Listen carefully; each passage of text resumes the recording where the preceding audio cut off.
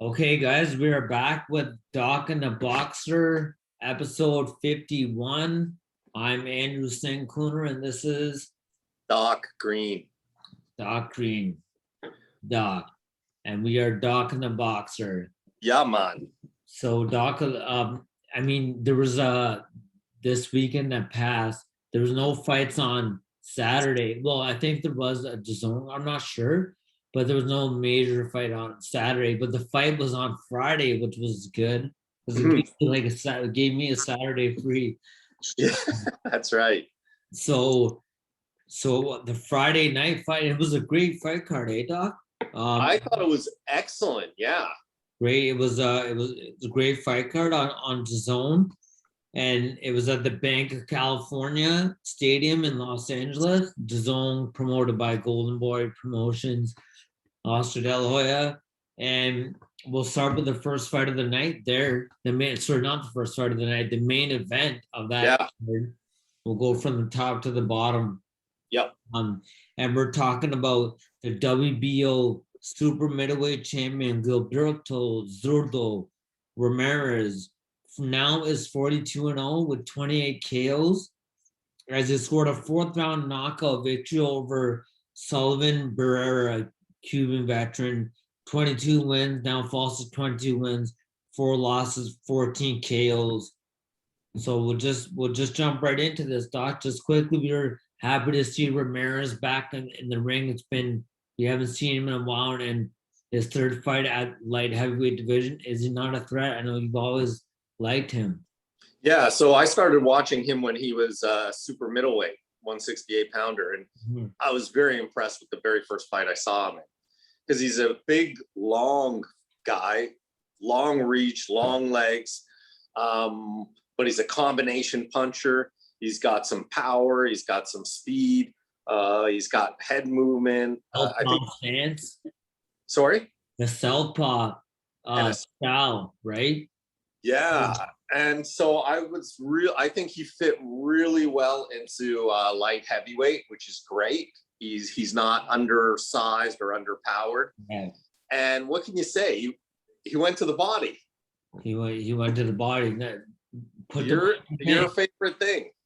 Yours and mine. Man, always got to do that, and it paid dividends for Zurdo in this fight with some massive body shots that totally. I mean, he was winning the fight anyways and dominating. He's a real threat at the light heavyweight division. Now the light heavyweight division, I mean, it was already really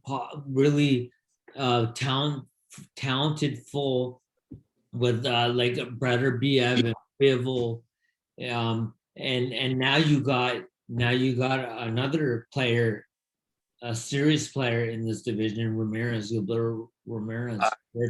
Yeah, I think he sent a real message to that division, and he fights well at range, obviously, but then when Barrera saw that, okay, I got to get inside his range, and when he came inside his range, he had a very sneaky left hard body shot to the liver, quick, precise, scooped it around. That was beautiful. Can I make this statement? A la Lucien Bute, the southpaw with that body shot. Dude, I was thinking the same thing. Right? Exactly that. Yeah. Yeah. Let him come in. Okay, he wants to come inside, then hard to the body. And he was a kind of like Bute, if you look at this physical stature of Ramirez, and Bute was also tall. Tall and thin, eh? Yeah. Yeah, but I mean, the guy's got a lot going for him. He's a good-looking dude, too. He's young. Yeah. He's got character. He comes in with the cowboy hat. Yeah, he does. This guy could be a big star, I think. Hope so. I mean, look at it. Look at the record. Like, he's already at 42 wins. True. So I don't know who his earliest opponents were. I haven't checked BoxRec, but I do know, the later opponents. He's doing great. He's fighting real well, and it's going to get tougher and tougher, the competition for him, which is good. He's ready.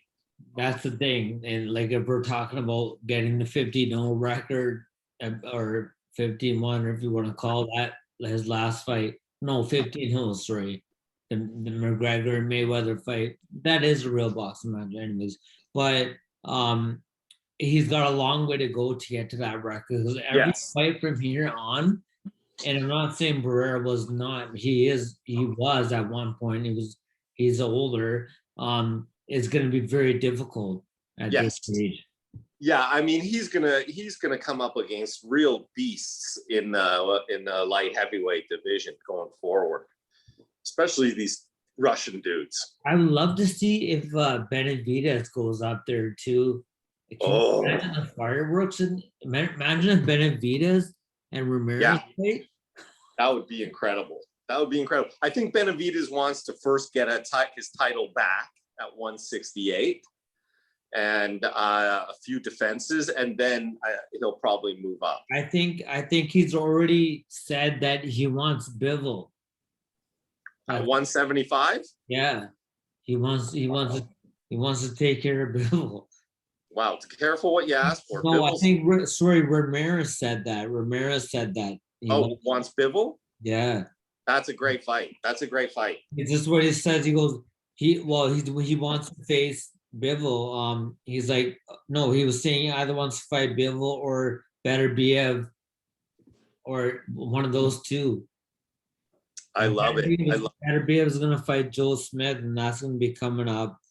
I think in October or something. Really, that late in the year?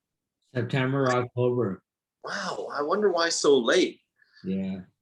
Well, that means because there was talk about Canelo a little while ago fighting too, right? Well, so if that would happen, maybe next Cinco de Mayo or something like that in 2022. Let's quickly talk about Canelo quickly. Just okay. Do you think he's gonna stay at 168, or do you think he's gonna go to light heavyweight? So, if there aren't, who's at 68 really, right? I mean, Charlo, but Charlo is. I'm not gonna say he's not pay-per-view worthy. I don't think he's at the. I think Canelo would beat him handily. But I think Charlo wants to stay right now at 160. I think he would fight Triple G at 160. Charlo. I don't see I don't see him going down to 160. Yeah. He got Benavidez. No, at some point he's probably going to go up to dabble at 175 if he can get big names.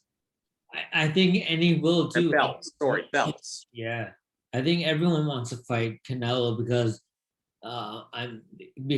fighting Canelo is the equivalent of when you fought Mayweather, you're winning the lottery in boxing.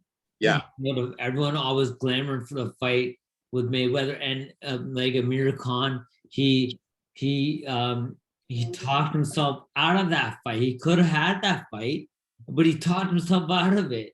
He don't want to fight me, like all this stuff. And Mayweather's like, forget this, I'm not giving him a big payday. That's right. I remember that. But he still got the payday con with Canelo. Oh yeah, he got paid pretty good. Yeah. But I think that kind of ended his career. Yeah. Oh, he had a terrible fight. Yeah. Knockout. That was a brutal knockout. One of those knockouts that stay with you for your life. I think so. Yeah. So, anyways, Doc. Ramirez. She's back in the picture. Just now is the third fight under Golden Boy, first fight under Golden Boy. Third fight at 175. Mm-hmm. So we're happy to see him in the mix now too. So you were impressed with his performance? Yeah, very, very much so. He left off where we've always seen him. He's been that kind of a dominant force in the super middleweight division, and now this one. He's like, this is what he says is like, I was training for that body shot, and I think it was beautiful. At 175, everyone saw a better Zurdo Ramirez. This is my division. I'm going to take the souls of the champions in the 175 division. I like that. Like I said that. It'll be interesting to see how he does against a guy like Beterbiev that or Bivol that come forward with smart aggression and have power. Yeah. That will be a real test. Yeah, 100%. I mean, if I'm gonna say anything about Ramirez, one thing with the question mark looming over his head is his ability to take a shot from a really good fighter. Yeah, we don't know yet. You're right. Yeah. Good point. So anyways, dog, then so we'll go to the undercard. And the undercard was a really good fight too, a really good big treat. And we're talking about Joseph Jo Jo Diaz. Now he's moved up from 135. I'm sorry, 130 to 135. And he's from South El Monte, California. And he beats in a 12-round unanimous decision Javier Fortuna, 36-3-1, 25 KOs. Fortuna, we know, was supposed to fight Ryan Garcia, and that fight did not happen because of Ryan Garcia's mental, whatever he's going through. Those moves. And what was your Doc? Like you were talking about, throw another guy in the light heavyweight mix of the top guys. Now let's throw a lightweight 135 Jo Jo Diaz in the mix of those other guys, because he can beat all of them. He could. Every fight I've seen with Jo Jo Diaz has always been entertaining, exciting, great. He's great to the body, and he throws combinations to the body. Yeah. I love this guy. I love watching him fight. And that was a really competitive fight with Fortuna. Fortuna's a tricky guy. Even his defense is pretty tricky too. And Diaz alluded to that in the post fight about how tricky he was and how defensively he was. Fortuna, a really a really high level opponent. And honestly, I really thought, because when Diaz fought Devin Farmer, he beat Devin Farmer pretty good. And then I really opened my eyes to Diaz. Yeah. And then he got that back cut too, remember? With that nasty cut that could have been stopped. Because that cut was one of the worst ones I've seen in boxing. Yeah, he's a warrior. He's and a then real warrior. Then the question looms over him is like, is he dedicated that much because he didn't make weight a few times, and then one weight when he fought, was it Akhmadov? No, Rakhimov. Yeah. And that was a draw, that fight. That fight was a draw. I just watched it recently again, that fight. That was a really good fight. Mm-hmm. That was a really competitive, close fight. But he's just a great body puncher. He is. And he's going to give a lot of guys in the lightweight, if he goes to the body like that, he's going to give a lot of these guys trouble. I think so. And he's tough. He's a tough guy. Look, he's shown with those cuts, those nasty cuts, or whatever. You're right. The entertainment value with Jo Jo Diaz it's massive. He's very entertaining to watch. He's you want to watch this guy fight. Totally. I'm a fan of his. He looked like, in this weight class, it looked better for him too. I think people that question him because people do that when someone doesn't make weight, right? That's wasn't training. True. That could be the case, and generally it usually is the case like that. But it also could be the guy is just too big for the division. He needs to go to a different, and this is the case with him. Jo Jo Diaz, and in this fight, you could tell his physique. He didn't look that soft body that at 30, right? Yeah, he's 28 now, 28 years old, and he just looks like he fits his physique now. He looks more like a man. When he started, he looked more like a kid, but now he just looks like a man, and I think that weight class is really good for him, 135. Olympian too. He looking like a man. Yeah. Yeah, Yeah. he does. He fits for another. Let's throw this other piece of the puzzle into that puzzle that we still haven't put together. The 135-pound weight class. Let's throw another piece there because this piece is gonna fit in somewhere. Let's see what happens. That division is getting deep, man, with good, skilled fighters. They're getting deep everywhere, man. In Yeah, boxing. true. And now, really, to be honest, right? They're True. deep everywhere you look. The water deep. This is what he's saying about Diaz. So Javier, there was a lot of respect between the two guys. Javier Fortuna was a warrior. That's what Joseph Diaz Jr. is saying. I thought I would easily land body shots, but he's a slick defensive fighter. How we're talking about that. He's very talented. I wish him the best. I hope he continues. When I saw the cut that I suffered, remember that cut that he had early? I'm like, oh God, not again. Right there. Yeah. Yeah. I hoped it wasn't as bad as the Tevin Farmer fight, but it wasn't. So I just dictated the pace from then on. And he sure did. Yeah. He won. So entertaining, that fight. Mm-hmm. Yeah, very entertaining. Very entertaining. So who does he fight next, you think, at 135? Haney? That's what I think it is, because Haney and Diaz are on DAZN. Oh, what a fight that would be. That'd be a good fight. You know what my inclination is, though? You know how Devin Haney fought his last fight? Yeah. Leonard, where he stayed in the pocket, he stayed inside.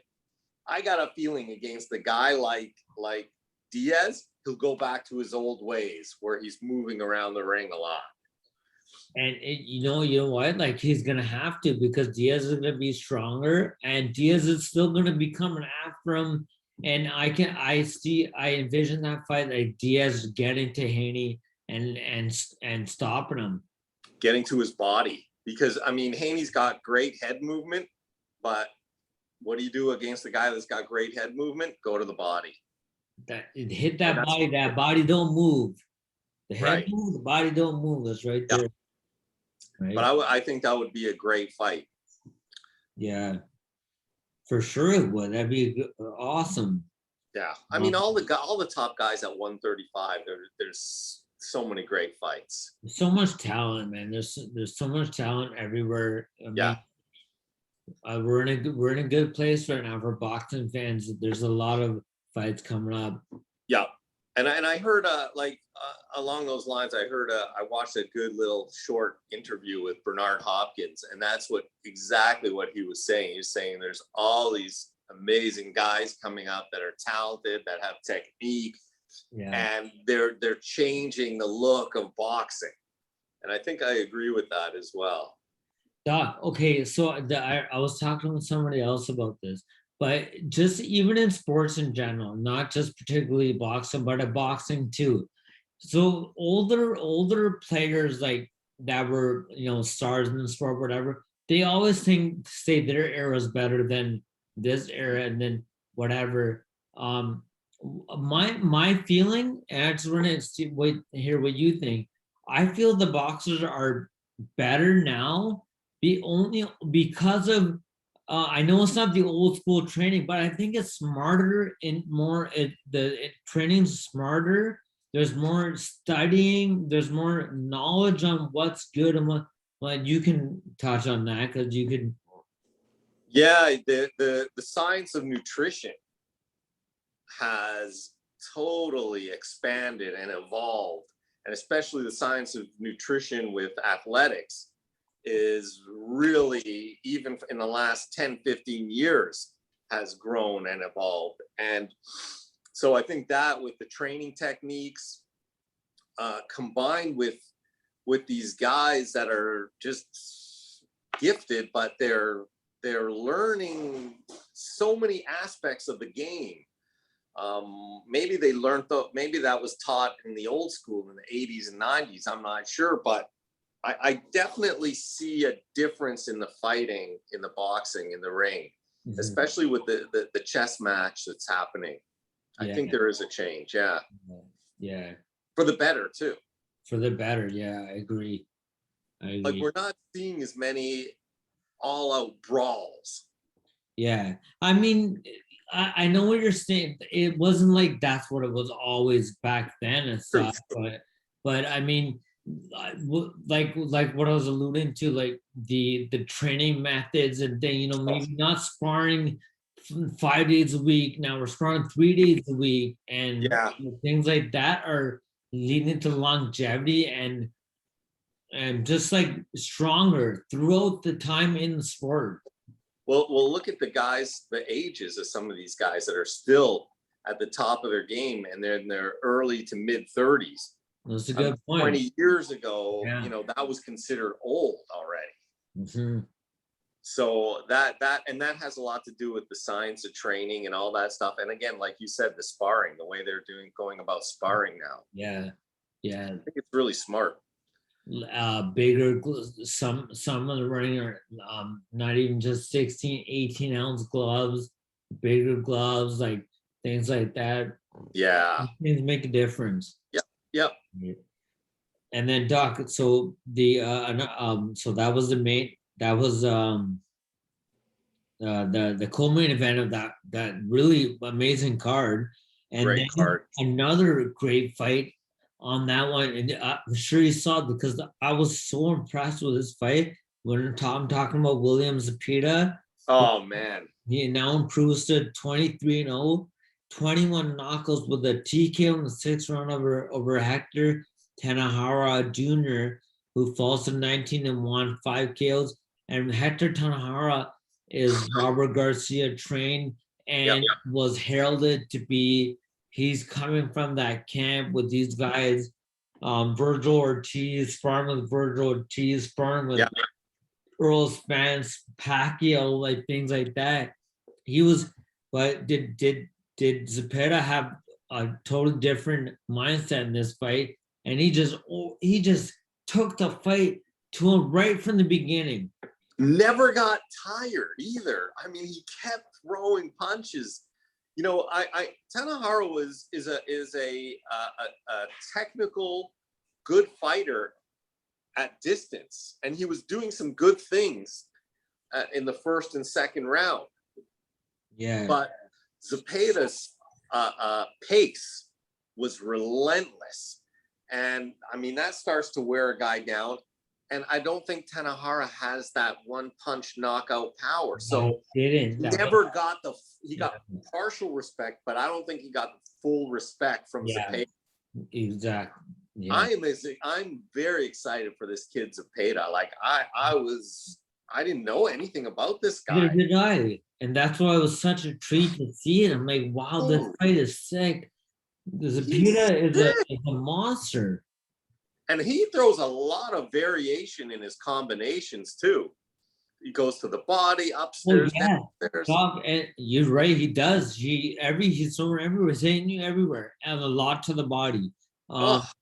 So in regards to his body shot, so this fight was stopped in the end of the 6th round before the 7th round was going by. Robert Garcia called it, and then I thought that was really good of him to call the fight, stop it. I was really happy he did that because he was getting beat. And Zepeda landed 188 punches, okay, in this fight, and 81 of them were power shots. Can you see that? Out of 188 punches, 181 were power shots. He was throwing like bang, bang, bang, the whole 6 rounds. And he never, ever let up. There was, even after he threw all these punches, it was not like fatigue setting in. He just kept going. Exactly. What do you do against an opponent like that?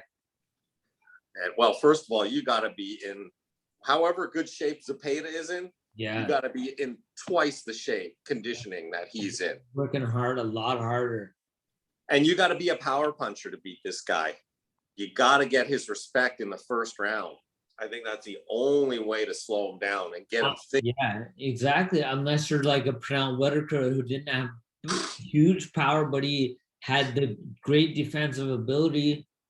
if you're able to be able to do, I'm just joking, like no one's like Pernell Whitaker. Yeah, I know what you Um, mean. but he had no pop at all, and you're definitely right about that. If you haven't let somebody taste something, he doesn't feel what you got, and whatever he felt is he's not worried about. You got problems because he's gonna come after you. Right, He's not right. worried about what weapon you have. And I think this fight for Zepeda is really going to open up some opportunity for him. Like now people are going, whoa, Yeah, this guy is good. He he's deserves some good fights. world championship status, 23 no 21 knockouts. That was such a fun fight and such a nice surprise. What a great card. And then Robert Garcia was pleading to the corner. He's like, "You got to throw the towel in. You got to throw. You got to throw the towel in." Yeah, yeah, And that was in the 5th round. So they were already thinking about like stopping this, right? yeah, And yeah, rightfully so. yeah. Why put this kid through more torture? Yeah. And Tanahara, let's not get it wrong twisted here. This guy was a legitimate contender type of guy that was gonna do some big stuff in the sport. His last fight, he beat Juan Carlos Burgos in Yeah, San Antonio. And we know how Juan Carlos Burgos is, how dangerous he is. yeah. But I think Burgos is coming off 2 or 3 losses. Yeah, I think he lost a couple now in a row, but Yeah, still a very dangerous opponent. absolutely. Lots of experience. A young kid. Yep. Um, It'll be fun to watch this guy's career as a Zepeda now. I'm going to certainly tune in. I am too. The thing is, like, then sometimes, like, I forget which are there's so many fighters. Like, sometimes you miss out on keeping up with this guy and that guy because there's True. so many right now. Yeah, yeah. I mean, you could be watching fights like 7 days a week almost just to stay in touch with everybody. I know. And I would if I were a bachelor.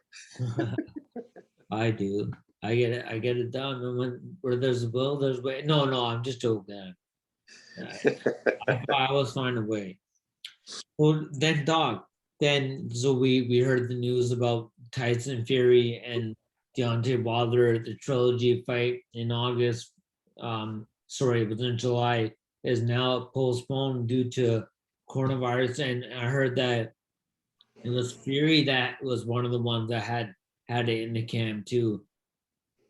It wasn't just some people in his camp. I guess it was Fury as well. Oh, wow. Positive a week ago. But now he's going to fly back to England, and for a few weeks, and he's going to come back to Vegas, start training again. Yeah, he's feeling better. Yeah, he's saying he's feeling better. He just has like chest. He's like, no, but Aaron goes, his spirits are okay. He had congestion in his chest, but on Monday morning, he seemed much better. Okay. Okay, that's good. That's good. And Freddie Roach had it too, had corona. But that was really? Yeah, he had it, but he said he had very mild symptoms. Yeah. And he's fine, yeah. I mean, like, they're working with all these fighters and stuff. Yeah, and spit is flying and sweat is flying. Yeah. That's an environment where I think the risk can be greater. They had it Garcia camp before, like Robert Garcia. They had it in their camp. Yeah. How can you avoid that? Boxers aren't immune to this. Exactly. And you're bringing in sparring partners, and who knows who they've been around and what other camps they've been in too. So it's hard to control, I think, in a boxing environment. Yeah. So now this fight is obviously canceled, and they're saying October 9th at the T-Mobile Arena in Las Vegas. Holy smokes. So Joshua's going to have his fight before Before. and have theirs. Yeah. Yeah. And hopefully the because Bob Arum was talking about the vaccination that Fury only had one shot. He didn't want to get the other shot. He didn't before the fight because some people are getting sick from the second True. vaccine. True. He didn't get it, but now he's willing to go and get the second vaccine, and hopefully this fight comes off. It's basically what we're trying to say. Yeah. Yeah. Hopefully it comes off. You got it. And I'd like to see it. I think all of us would like to see it before 2022. Yeah, it's gotta happen soon. Yeah. Yeah. And then Doc, then there's another pretty compelling fight, and that's we love Virgil Ortiz, welterweight Virgil Ortiz Jr. He's 17-0 with 17 KOs. He's now gonna have this probably his greatest challenge against, I guess, Mean Machine Kavaliauskas, the Lithuanian who's 22-1 in one draw. This fight's August 14th on DAZN and from the Ford Center in Star Frisco, Texas. What do you? Yeah, this Lithuanian dude. I mean, his one loss is to Crawford. Right. And in the early rounds, I mean, he gave it to Crawford. Crawford took a few good shots from him. I think it was in the third round, he may have even buckled a little bit. So this is a dangerous guy. He knows how to fight, and he's dangerous, and he's got power. He's an orthodox fighter as well. Yeah. And he's if you come from those countries, Lithuania. I know Lithuania is not really known so much to be a power in boxing like the other Soviet states, like Uzbekistan and Kazakhstan and Ukraine and whatever, Russia, but they are really strong and really good. Kavaliauskas he's the Olympian. Was he a medalist at the Olympics? I'm not sure. Okay, I didn't read that. But he's a strong puncher. Yeah, he's he TK'd Mikhail Zawadzki, and Zawadzki from Quebec City, really, really good fighter. Yeah. And so that's a big win. I like this fight against Ortiz. I think it's a real fight for him. Great fight. It'll be a big test. Yes. Test. If Virgil stops him or knocks him out like he's done with 17 other guys, well, we gotta really be like, oh, here's another guy we gotta keep our eye on all the time because he's making big moves. Absolutely. That's at 147. Yeah, welterweight, yeah. And that would send a big statement. Like Crawford beat him, TKO'd him, I think in the 9th round. Yeah, I think it was the 9th. But if he does it early, I think that sends a big message to the other 147 pounders. Kind of like how Connor Ben did that with Sam Vargas, got it quicker than Virgil and whatever, and Earl, all those guys. Yeah, absolutely. I like that kid too, actually. Connor Ben. Oh, yeah. Sadly, the last weekend, the other Ben's Nigel Ben's other son, he passed away he had drowned, I think, in Dubai. Holy shit. Yeah, and I guess it was terrible. I guess he fought too. He had some pro boxing experience. Oh, really? Yeah. Oh, sad. That's a young guy. Yeah. You know who else passed away? I think last week it was. You remember when Manny Pacquiao's first fight in the U.S.? Yes. Yeah. With the African. The African fighter. Yeah. I forget his name, man. Yeah. Look at that service. Thanks, dear. That was the fight that opened people's eyes to Manny Pacquiao. That was his homecoming that was his first fight in the US. Yeah, with 2 weeks notice. Yeah. He just took that fight and He did Yep. Lebwawa. Well, that's Yeah. right. And he was not expected to win. Yeah, he was expecting to win. Too. Yeah, and they were saying after, we want to see more of this guy, and the story of Manny Pacquiao began. I watched I just watched Ellie Sackback. Do you ever follow Ellie Sackback? Yeah, I do. His content is best by far. He goes everywhere, talks to everybody in the camps, whatever. This night he was talking to Manny Pacquiao's, because with Pacquiao, he had Boo Boy, and he had another guy with him that was always with him right from the beginning. Yeah, And the young Filipino guy. is he younger? He's younger? He's young, yeah. I think he just looks young, but I think he's around those guys' age. Yeah, probably you're right. Yeah, but he looks young, yeah. And he was talking about it. Ellie was asking him, like, so did you know that he was gonna be this good? He's like, he just worked so much harder than everybody else. He always worked really hard. Yeah. And then we were just like, then we started to think like, this guy's gonna go somewhere. Look at how hard he worked. And the story of Manny Pacquiao. Yeah. Amazing. And he kept those people with him. That's what I like too. I like the people that were with you from the beginning. Yeah. Keep those guys with you when you make it. You keep you guys, they helped you get there. And he's back, and he's also training back in wild card gym. Yeah. I'm glad to see that. I'm glad that's happening, because we know there was some friction there, and why is he not in his corner? And but whatever, it's done. Yeah, they've resolved whatever issue they had, which is good. Yeah. Let me just see. Yeah, but I like that Victor Ortiz fight. I'm looking forward to watching that as well. Or not Victor Ortiz, or what's his name? Yeah, Virgil. Yeah. So then, Doc, we'll just go to some of the fights happening. The one this weekend actually is Jermell Charlo and Brian Castano. Castano's a tough customer from Argentina.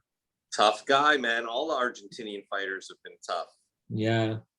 I just think Charlo will be the the levels. But yes. Castano, don't get me wrong, very tough and it's going to be a good fight. And this is in another fight. All fights are in Texas or Vegas. Yeah, because they're so open now. Right. Yeah. Right. This fight's in San Antonio, Texas. Yeah, it's going to be a fun fight to watch as well. And there's another guy, Charlo. No matter what you think about the brothers, and I like them, they still put on a good show. They're there to fight. They throw punches. Like they're not just trying to survive. They're making statements, and I like that. There's a lot of skill involved with guys when they fight. They're tremendous skill. Yep. So I think that's going to be a fun fight to watch, actually. Then we got in August. Do you like Michael Conlan? Yeah, I do. I do. Yeah. He's fighting TJ Donaghy.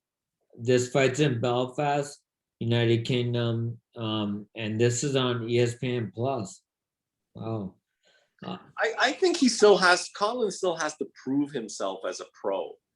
He still needs more fights under his belts. But Doc, he's got a lot of fights already. Let me just see. As a pro? Yeah.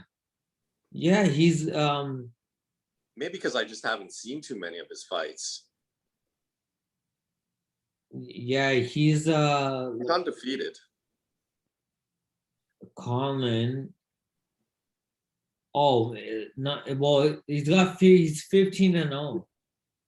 Okay. 8 KOs, 15-0, 29. Right? So he moved down to 126. Sorry, 122.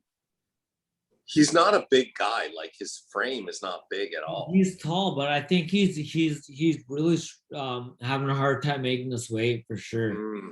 I think he's gone down with the some fighters go down because they think they're going to have an advantage. Yeah. Go down, they're going to be stronger, but I think he's struggling to make the weight. And to be honest, there is nobody on his record from an Olympian. Like he was signed by Top Rank, and he's a guy that they're pushing and backing to win something, a world championship, whatever, coming out of the Olympics. But he hasn't fought nobody that any fan would get excited about. Like Donaghy, I don't know too much about him. The guy we fought before, I think he was Hungarian, Inua Balatu or Romanian. Then he fought the Sofian Takaju, Vladimir Nikitin. Oh, Nikitin was Nikitin was an Olympian. They fought in the Olympics and Nikitin beat him in the Olympics. Yeah, I remember. And then he said something about the judges. Like, fuck Aiba. Like, that's right. That's right. They're a bunch of cheats. They're a bunch of cheats.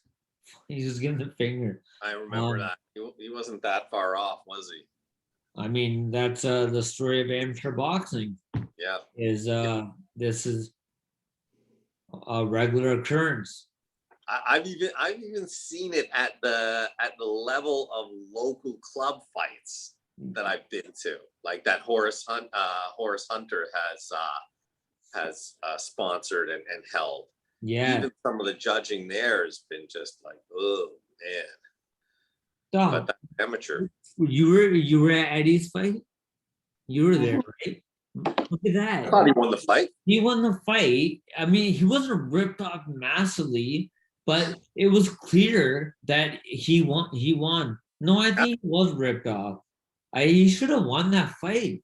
I thought he won 2 out of the 3 rounds. And they give it to the other guy. I'm like, are you kidding me? Like at every level, there's always the corruption of boxing. Why? I don't know, man. I don't know. That's why I stick to mainly pro fighting, watching pro fights. Then we got there's a fight in England, and this is an IBF title. And this is James Dickens and Kid Galid. Remember Kid Galid? Yep. There's that fight. We don't really have to comment too much on that. Like I've explained my thoughts on Kid Galid anyways. Yeah. You remember what I can't remember. What did you say? He was involved in the steroid case too. Oh, that's right. That's suspended from boxing and stuff. And excuse me. No, that's at camp. That's at camp with Billy Joe Saunders, Cal Brook, Dominic Engel. Damn, man. Yeah. No, I remember now. Yeah. What else we got coming up? Then then we got Pacquiao, Earl Spence. What do you think about that, Doc? Man, Pacquiao, Earl Spence. I keep swaying back and forth when I think about it. You know, Pacquiao has he's got like a rhythm to his boxing, right? The in, out, and coming in at angles. So the question is, for me anyways, is does he have his legs still? If he still has his legs, I mean, this is going to be a tough fight for Spence. If he's not the old Pacquiao, like the Pacquiao used to be with the movement, it on his toes all the time, it's gonna be Spence, I think. Now, if Spence can keep throwing out that, and Spence has a great jab, and that could be the whole difference in this fight, is Spence just timing his jab nicely, so every time Pacquiao is mounting an attack, boom, he gets hit with a quick hard jab. Yeah. And Spence can do that. He's skilled enough to do that. He's also, they're both unorthodox fighters too. Yeah. How many fighters has Pacquiao fought that are unorthodox as well. I don't know. Yeah. So, man, I keep swaying back and forth, but I think Spence has the edge. What about you? I you know what I like it's I can't even choose right. I can't even say right now because we know what the facts are. We know the younger, the quicker, faster, stronger guy, bigger guy is Earl Spence. Well, we know Pacquiao has always risen above what people think that he's not gonna he can't beat Thurman, he can't beat this guy, but he does and does like pretty easily. Yeah. So for me, I just can't count Pacquiao, but I can just envision. I know now, like this is this is Earl Spence's second fight back now, and he looked good. Like he dominated Danny Garcia. It was a domination. It was a great boxing. And I think he gets better from that fight to this because before he got in the accident, we were all questioning, like, will he be the same, whatever? But now one fight already back in, one fight deep into it. And he's had now months and months of preparation training. And he's probably back to where he was, if not maybe better. Well, then it's going to be a tough night for Pacquiao. It is. Yeah. But then Pacquiao's always proving the odds wrong. Yeah. So I mean, that's why I don't really like picking this fight. But it all depends on who shows up on the night of the fight, which Pacquiao shows up. Yeah, he's a good fighter. He's a good fighter. I pray to God, I pray to all the people of the Philippines. Let's say he wins that fight. What does that do to the 147 division? What a shakeup. I think if he does win, I think regardless if he wins or loses, I think this will be his last one. You think so? Yeah. Not in the same way that Carl Frampton, when he fought Jamal Herring, that said he knew that this was going to be my last fight. People that are close to me, they knew I wasn't going to fight again. It was not like that. Like he's already thinking about that he's like, if I'm going to lose, he ain't going to even think about losing. No way. It's not in his DNA. He was talking about how, Mayweather, he fights like these guys with that guy, and look at me, I'm trying to be the one of the best ever. Look at the fighters that I'm going after. That I want to fight the best. I want to be the best. I want to be a legend in the sport, right? And he is one of the best ever. He really is. Yeah. He is. I mean, division titles, that's incredible. 8 division, all people are gonna say, yeah, but he got knocked out. Yeah, man, if you go swimming, you're gonna get wet, man. Like look how many fights he's had. He's always fought everybody. Yeah. Like, look what he is, Doc. Look at his story. Look at his rags to riches story. Look what he went through. Look at what he became. Look at what he is to his country. A congressman, soon to be president of the whole country. Yeah. He's doing this while he's being a professional boxer at a top level. Amazing, right? Amazing, yeah. And beating young guys too. So, yeah, all respect goes to him. For sure. That's going to be a huge fight, man. Oh, if the bars are open, we gotta go. Yeah. Oh, you would go? You're okay with that now? Yeah, I'd wear a mask, but I'd go. Yeah. Absolutely. Yeah. If Hugo's letting people in by then, right? All right. Okay, let's do that then. We do it. Actually, you know what though? But I kind of like better like watching at home because I can watch the TV and I can hear everything. I'm gonna come to your place then because I'm having trouble streaming. You can come over. Okay. Here, I'll have it. That's an event. That fight is an event, so we got to do something. Yeah, we'll do it. We'll do that. We'll watch that one. Watch that. All right. I'll point I'll give you a couple pointers when I'm watching. I'm like, hey, dog. So, see what he did there? Then we want to remember that. We want to utilize that. Put it into our toolbox. Fair enough, man. Fair enough. Okay, Doc. Okay. All right, buddy. We out. Good stuff, man. All right. We'll talk soon. All right.